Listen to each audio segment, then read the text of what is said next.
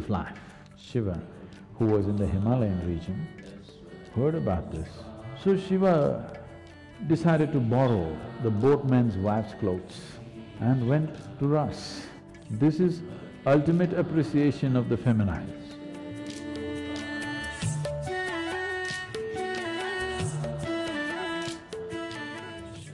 Today is a special day. Today is Krishna Janmashtami. When we say Krishna, there are too many misconceptions about Krishna. But we must understand that his butter business was all till he was 6 years of age or 8 years of age.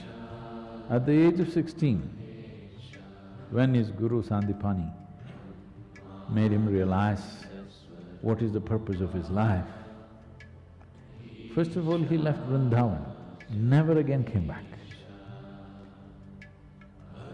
Never again came back to see any of his relatives or the girls or boys of his area. That was the end of it. At 16, he left. When he was leaving, today if we say Krishna, we say Radhe Krishna. Radhe comes ahead of Krishna. Because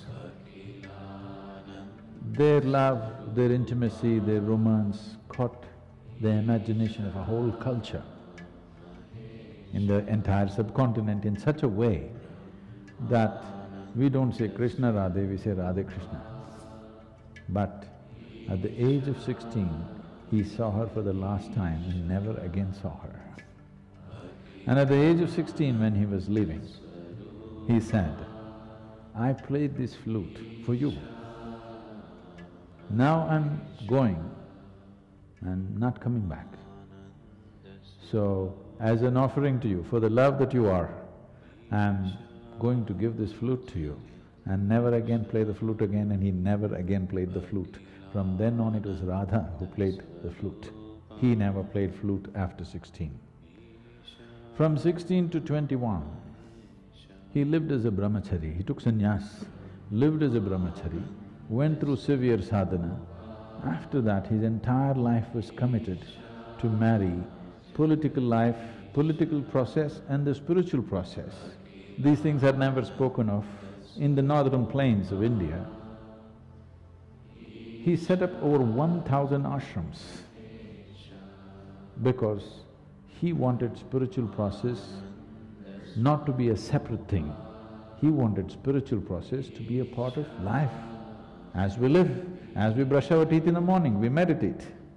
He wanted to bring spiritual process not as a fringe thing, but as a mainstream life, particularly to the rulers of the country, of those many countries that India was at that time. So he lived an absolutely dedicated and committed life. But generally people think all he did was eat butter, play flute and dance with the girls. No, that's not what his life was. But that was also an important aspect. There's a very beautiful story. Today being Krishna Janmashtami, I think I should tell you this story. Krishna was known for his Raas. The word Raas literally means juice. The biggest problem with most people in their life is they don't have juice, they have hormones. They don't have life juices in them. There's no life, there's no intensity of life. So Raas means the juice of life, not of the body, but of life. Because body's juices will vary, it'll fluctuate from time to time. But he is talking about the juice of life. So the dance that happened in the full moon night was referred to as Raas because this dripped of life. This is not a hormonal party in the night. This is not a party of drunkards.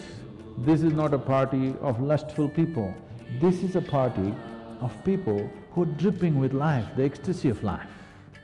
So this was referred to as the Raas. The repetition of this Raas spread. People who participated or who witnessed they spoke about it and it started spreading. Shiva, who was in the Himalayan region, heard about this, that something fantastic is happening on the banks of Yamuna. So he wants to see, because he is not the Raas kind, he is Tandav. If he closes his eyes, he doesn't know who is around him. Because when he dances, nobody is around him, no man, no woman. They cannot be. That's how he dances. So when he heard about this new kind of dance, which is dripping with ecstasy, he wanted to see.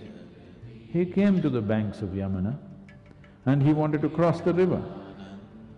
The boatman who was there looked at him, because Shiva is man. Probably, not probably, Shiva is the most athletic god on the planet. Yes? In the lore, in the yogic lore, it says he was 9 feet tall. Why they're saying this is, when he came down south to southern India, they say he was twice the height of an average woman. So they were generally, in southern India at that time, women were somewhere between 4.5 to 5 feet.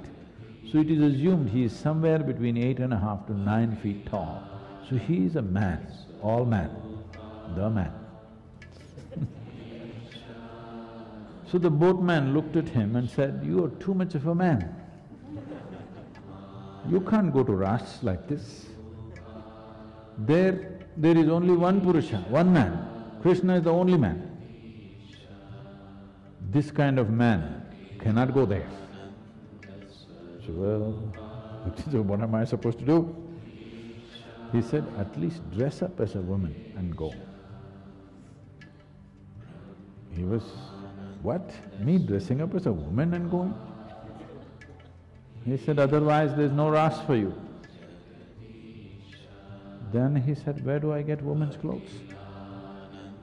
Then he said, the boatman said, "I will ask my wife to give her clothes to you. You wear and go. You must participate in the Raas appropriately, as a feminine, not as masculine." So Shiva decided to borrow the boatman's wife's clothes, which she was wearing. I mean, it's a poor family. Then he looked, it is not even spare clothes. He is asking him to wear clothes that she is wearing right now. There's a beautiful painting in some places which are the Madhubani kind of thing, where a woman's hand has come out of the door and Shiva is receiving like this and went to Raas. This story is in appreciation of Krishna, where if you want to experience this, you must know the feminine, otherwise you will not know Raas. This is ultimate appreciation of the feminine, you understand?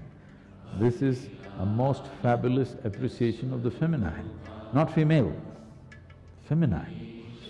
Because in this culture, we always saw that unless masculine and feminine play an equal role, there will be no beauty to life. Today we are building a world where feminine is being massacred. Even if a woman wants to be successful, she has to be like a man, otherwise there is no way she will succeed in today's world. Feminine is being massacred. See, it's already happening. You go sit anywhere in the world, no more are people in normal conversations, are people even discussing weather as they used to do in the past. The only thing every idiot on the planet talks about today is economy. Yes? Wherever you go, how is the economy doing? How is the stock market doing? Nobody is asking how's the monsoon doing. Everybody is only talking about how's the economy doing, how's the stock market doing. This means masculine has taken over. Survival has been raised to heaven. A simple process. Economics means what? Simple survival? Yes? Survival complicated. Yes or no? Process of survival, how to procure food, how to do this, how to do that, how to build this. This is all survival, building a home, eating, wearing your clothes, doing a little bit of shopping is survival, isn't it? Now survival is the only thing we are talking about because feminine is largely banished.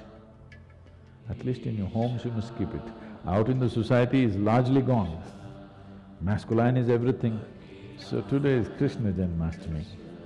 Here, he is making a point saying that if the feminine is not on in a society, there is no real life. We are not talking about men and women, we are not talking about male and female, we are talking about two fundamental qualities called masculine and feminine. So Krishna's life is about celebrating the feminine because masculine will anyway manifest, that is the nature of the masculine. But feminine has to be nurtured, otherwise it will go away. Anyway the rocks will be there, but flowers won't be there. You have to nurture them, isn't it? Yes? In the land, rocks will be anyway there, nothing will happen, whatever kind of weather, whatever the temperature, rocks will be there. Flowers have to be nurtured. If you don't nurture them, there will be no flowers left. With rocks we can build. What can you do with flowers? Nothing. It is just that life doesn't happen just because of utility.